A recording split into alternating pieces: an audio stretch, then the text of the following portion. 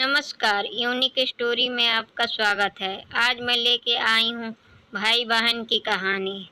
मैं कभी उसके घर नहीं गया। होली, दिवाली, रक्षाबंधन पर कभी-कभी मम्मी पापा जाते हैं। मेरी बीवी एक दिन मुझे कहने लगी, आपकी बहन जब भी आती है, उसके बच्चे घर के हाल बिगाड़ कर रख देते हैं। खर्च डबल हो जाता है और तुम्हारी माँ हमसे छुपाकर कभी उसको साबुन की पेटी देती है, कभी कपड़े, कभी सर्फ के डब्बे और कभी कभी तो चावल का थैला भर के देती है। अपनी माँ से बोलो खैरात सेंटर नहीं। मुझे बहुत गुस्सा आया। मैं मुश्किल से खर्च पूरा कर रहा हूँ और माँ सब कुछ बहन को दे देती है।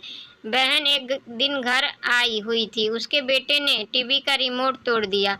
मैं माँ से गुस्से में कह रहा था, माँ बहन को बोलो कि यहाँ रक्षाबंधन पर आया करे बस। और ये जो आप साबुन, सर्फ और चावल का थैला भर कर देती है ना, उसे बंद करे सब। माँ चुप रही, लेकिन बहन ने मेरी सारी बातें सुन ली थी। बहन कुछ न बोली। 4 बज रहे थे।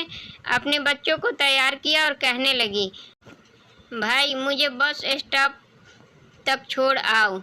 मैंने झूठे मुंह कहा, रह लेती कुछ दिन और, लेकिन वह मुस्कुराई। नहीं भाई, बच्चों की छुट्टियां खत्म होने वाली है। फिर जब हम दोनों भाइयों में जमीन का बंटवारा हो रहा था तो मैंने साफ इनकार किया। भाई मैं अपनी जमीन से बहन को हिस्सा नहीं दूंगा। बहन सामने बैठी थी। वो खामोश थी, कुछ न बोली।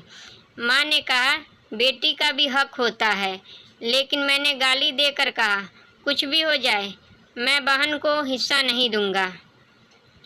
मेरी बीवी भी बहन को बुरा भला कहने लगी। वह बेचारी खामोश रही। बड़ा भाई अलग हो गया। कुछ वक्त बाद मेरे बड़े बेटे को टीबी हो गई। मेरे पास उसके इलाज करवाने के पैसे नहीं थे। मैं बहुत परेशान था। 1 लाख रुपया कर्ज भी ले लिया था। मैं बहुत परेशान था। कमरे में अकेला बैठा अपने हालात पर रो रहा था। उस वक्त वही बहन घर आ गई। मैंने गुस्से से बोला, अब ये आ गई है मनहूस। मैंने बीवी को कहा, कुछ तैयार करो बहन के लिए। तो बीवी मेरे पास आ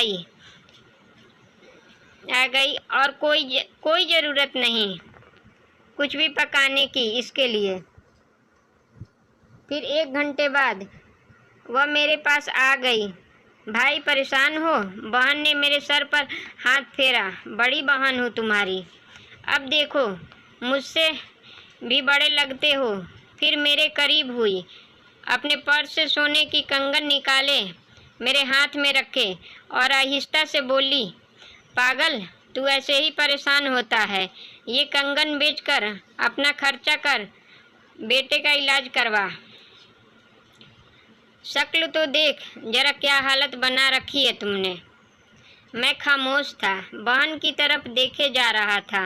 वह आहिस्ता से बोली, किसी को ना बताना कि कंगन के बारे में, तुझको मेरी कसम है।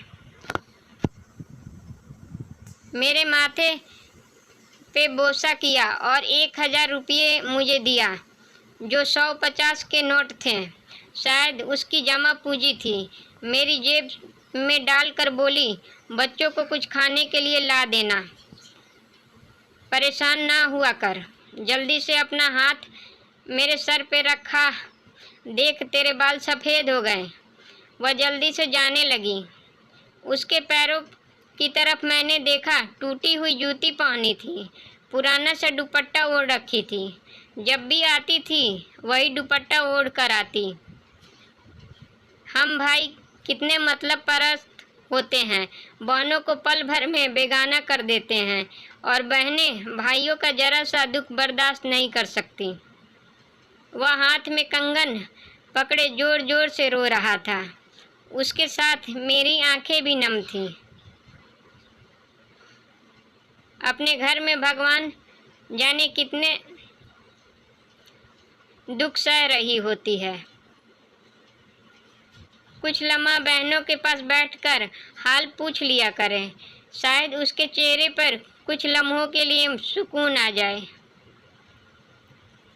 बहनें माँ का रूप होती हैं।